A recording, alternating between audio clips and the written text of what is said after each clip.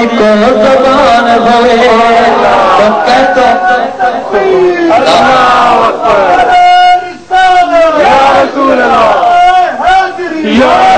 میں بولا پائے تو بولے سونے سڑے بولنے کو زبان ہوئے تو پھر کہہ دیو نا ان کو تو خدا نے ان کی مرضی سے بنایا ہے ان کو تو خدا نے ان کی مرضی سے بنایا ہے تو جہاں کے والی کا تو جہاں کے سایہ ہے رب تعالیٰ نے شرط میں آدم صفی اللہ بابو آدم صفی اللہ کو بنایا میں نے اپنی مرضی سے بنایا کلیم اللہ کو بنایا اپنی مرضی سے بنایا نجی اللہ کو بنایا اپنی مرضی سے ابراہیم خلیل اللہ کو بنایا اپنی مرضی سے تمام انبیاء رسولوں کو بنایا اپنی مرضی سے عیسیٰ روح اللہ کو بنایا اپنی مرضی سے آئی محبوب کی باری آئی تمہیں یتیم کی باری آمنہ کے لال کی باری آئی فرمایا کانہ کا قد خلقت کما تشاء ان کو تو خدا نے ان کی مرضی سے بنایا ہے ان کو تو خدا نے ان کی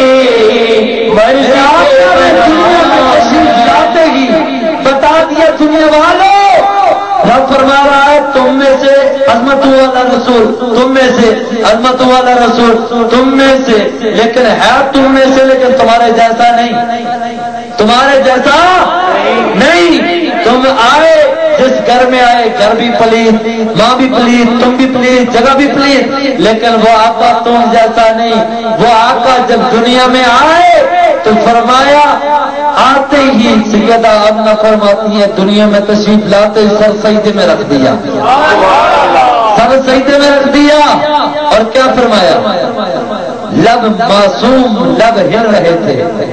سیدہ آمنہ فرماتی ہیں میں نے کان نزدیک گئی ہے آواز آئی اللہم ارحم امتی امتی اللہم رب حبلی امتی امتی مولا میری امت کی خیر فرما میری امت کی بخشش فرما میرے آقا وہ ہے جو دنیا میں تشریف لائے تشریف لاتے ہی سر سجدے میں رکھ دیا اور ہمارے لیے فرمایا امتی امتی کی بخشش کے لیے دعائیں کی لوگ کہتے ہیں یہ شرک ہے بدعت ہے فضول خرچی ہے تو پھر میں تو کہتا ہوں آقا کا میلاد منانے والے تو وہ خوش نصیب ہے کہ آقا نے دنیا میں تشریف لاتے ہی فرما دیا میرے میلاد منانے والوں میں پہلے ہی تمہارے لیے بخشش کی دعا کر رہا ہوں دوزخ میں تو کیا میرا سایہ نہ جائے گا دوزخ میں تو کیا میرا سایہ نہ جائے گا کیونکہ رسول پاک سے دیکھا نہ جائے گا آقا نے دنیا میں تشریف لاتے ہی سجدہ فرما دیا بات ختم کرتا ہوں تشریف فرماتے ہی سجدہ فرما کے بتایا دنیا والوں میں اور ہوں تم اور ہو تم میں اور مجھ میں یہ فرق ہے کہ جب میرے آپ کا دنیا میں تشریف لائے دنیا میں تشریف لاتے ہی سر سجدے میں رکھا اور سجدے کے لیے ضروری ہے جگہ کا پاک ہونا لباس کا پاک ہونا بدن کا پاک ہونا قبلے رخ ہونا میرے آقا نے دنیا میں تشریف لاتے ہی سیدھا کر کے بتا دیا دنیا والے جہاں رکھو میں بھی پاک ہوں جگہ بھی پاک ہے جس گھر میں پیدا ہوا وہ گھر بھی پاک ہے وہ کمرہ بھی پاک میری ماں بھی پاک ہے میں بھی پاک ہوں اور میرا جسم بھی پاک ہے فرمایا میرے دنیا میں آنے سے رب تعالیٰ نے تمام روح زمین کو پاک فرما دیا ایسا پاک فرمایا ایسا پاک فرمایا ایسا پاک فرمایا رب نے فرمایا قد جاءکم من اللہ نور تمہاری طرف ایک نور آیا میرے آقا نے فرمایا لوگوں چھوڑو اب تو ما خلق اللہ نوری میں رب کا پہلا نور تمہاری طرف آیا